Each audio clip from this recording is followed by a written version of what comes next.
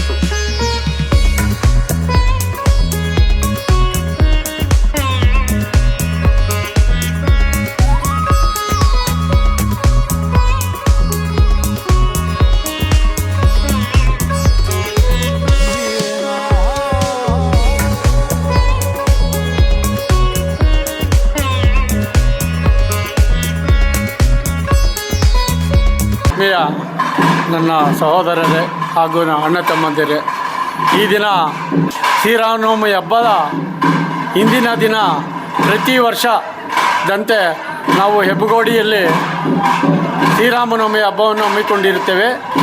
ಆ ಹಬ್ಬದ ಹಿನ್ನೆಲೆಯಲ್ಲಿ ನಾವು ಈ ದೇವಸ್ಥಾನ 4 ವರ್ಷ ಆಯಿತು ನಾವು ಪ್ರತಿಷ್ಠಾಪನೆ ಮಾಡಿ ಕಟ್ಟಿ ಈ ದೇವಸ್ಥಾನವನ್ನು ನಮ್ಮ ಸಪ್ತಮಾತೆಯ ತೋಪಮ್ಮ ದೇವಸ್ಥಾನ ಹಾಗೂ ಮುನೇಶ್ವರ ದೇವಸ್ಥಾನ ಪ್ರತಿ ವರ್ಷದಂತೆ ನಾವು ನಡ್ಕೊಂಡು ಪಲ್ಲಕ್ಕಿ ಉತ್ಸವವನ್ನು ಮಾಡ್ಕೊಂಡು ಬರ್ತಾ ಇದ್ದೀವಿ.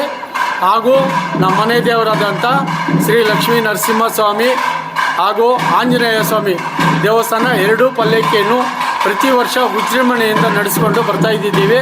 ಇನ್ನು ಮುಂದೆನೂ ಇದೇ ರೀತಿಯಲ್ಲಿ ನಾವು ಇನ್ನೂ ಹೆಚ್ಚಿಗೆ ಈ ಕಾರ್ಯಕ್ರಮಗಳನ್ನು ನಾವು ಮಾಡಿಕೊಂಡು ಮುಂದುವರಿಸುತ್ತೇವೆ ಅಂತೇಳಿ ನಮ್ಮ ಎಲ್ಲ ರೆಡ್ಡಿ ಕುಲಬಾಂಧವರು ಹಾಗೂ ಹೆಬ್ಬಗೋಡಿ ಗ್ರಾಮಸ್ಥರು ಮತ್ತು ತಿರುಪಾಳ್ಯ ಗ್ರಾಮಸ್ಥರು ಎಲ್ಲರೂ ಸೇರಿ ಈ ಉತ್ಸವವನ್ನು ನಡೆಸುತ್ತಿದ್ದೇವೆ. ಎಲ್ಲ ನಮ್ಮ ಹೆಬ್ಬಗೋಡಿಯ ಜನತೆಗೆ ಧನ್ಯವಾದಗಳು.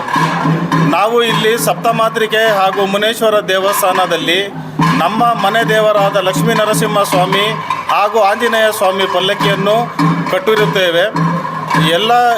ಪ್ರತಿ ವರ್ಷದಂತೆ ನಾವು ವಿಜೃಂಭಣೆಯಿಂದ ನಡೆಸಿ ನಮಗೆ ಎಲ್ಲರೂ ಸಹಕಾರ ಮಾಡಿರುವಂತಹ ನಮ್ಮ ಕುಲ ಬಾಂಧವರು, ನಮ್ಮ ಅಣ್ಣ ತಮ್ಮಂದಿರು ಹಾಗೂ ಊರಿನ ಎಲ್ಲ ಜನರಿಗೆ ವಂದನೆಗಳು.